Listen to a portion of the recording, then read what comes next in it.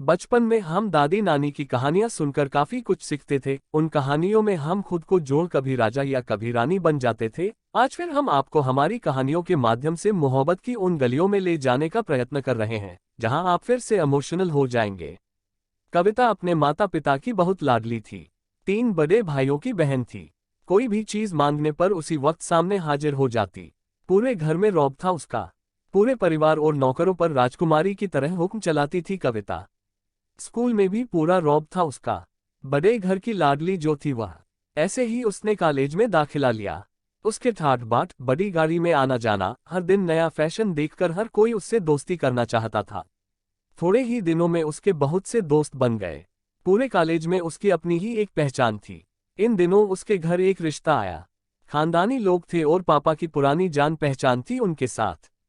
कविता के साथ कोई जबरदस्ती नहीं थी, पर कविता ने फिर भी हाँ कर दी क्योंकि वह अपने परिवार से बहुत प्यार करती थी। वह जानती थी कि वह लोग उसका अच्छा ही सोचेंगे। लड़के का नाम राज था। राज काफी पढ़ा लिखा और समझदार लड़का था। ससुराल वाले भी बहुत अच्छे थे। ससुराल में कविता की जगह वैसी ही थी जैसी कि मायके में। कोई भी कार्य कविता की सलाह के बिना नहीं होता था। सबकी लाडली बहू बन गई थी वह। फिर उसके घर एक बेटे का जन्म हुआ। राहुल कविता को जान से प्यारा था। पोता पाकर ससुराल वाले तो फूले नहीं समाते थे। कविता कभी कभी सोचती कि उसकी किस्मत कितनी अच्छी है। उसका हर अपना उसे कितना प्यार करता है। चाहे जीवन में कैसा भी समय आए, मेरे अपने हमेशा मेरे साथ है। मैं कभी अकेली नहीं हो सकती। कितनी खुशकिस्मत हूं मैं। पर शायद कविता की खुशियों को उसकी अपनी ही नजर लग गई थी। एक दिन वह मायके जाने की जिद कर बैठी।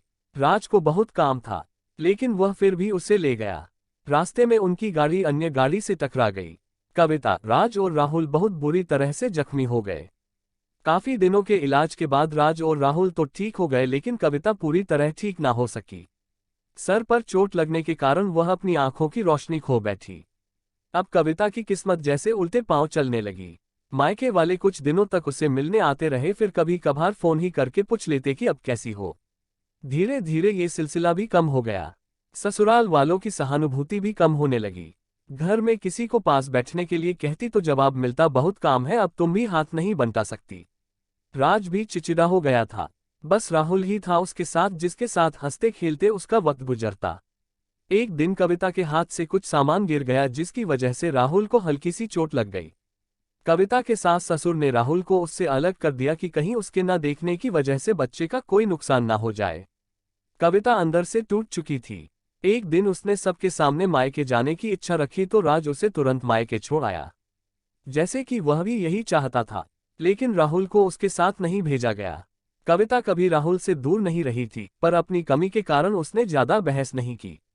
कविता को लगा कि वह 3-4 दिन वहां रहेगी तो थोड़ा हवा पानी बदल जाएगा, क्योंकि वह कितने दिनों से कहीं भी बाहर नहीं गई थी।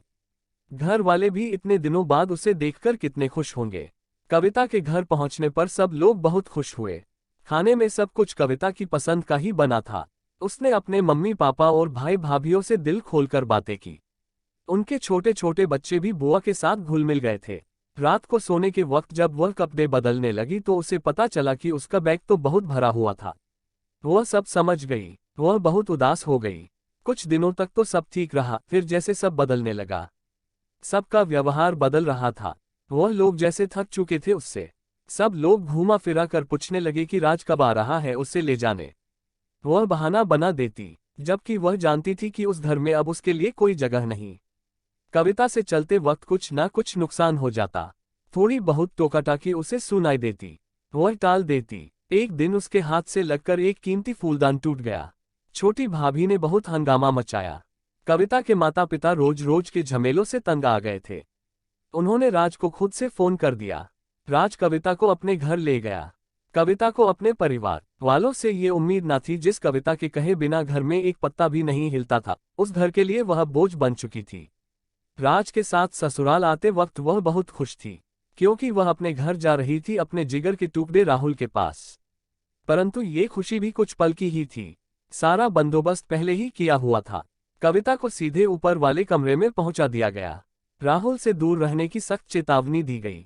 एक कामवाली लता को उसकी जिम्मेदारी सौंपी गई, जो उसके खाने पहनने जैसी जरूरतों का ध्यान रखती। कविता ज्यादातर चुप ही रहती। कभी कभी कामवाली लता से थोड़ा बतिया लेती। उसके जरिए राहुल का पता चल जाता। सबकी लाडली बेटी और बहू सबके लिए लाडली से बोझ बन चुकी थी। ये थी कविता की कहानी। अगर आपको इसमें थोड़ा सा भी इंटरेस्ट आया हो तो हमारे चैनल को सब्सक्राइब करना एंड कमेंट बॉक्स में बताना आपको हमारी स्टोरी कैसी लगी। तो फिर मिलते हैं अगले वीडियो में। Thank you.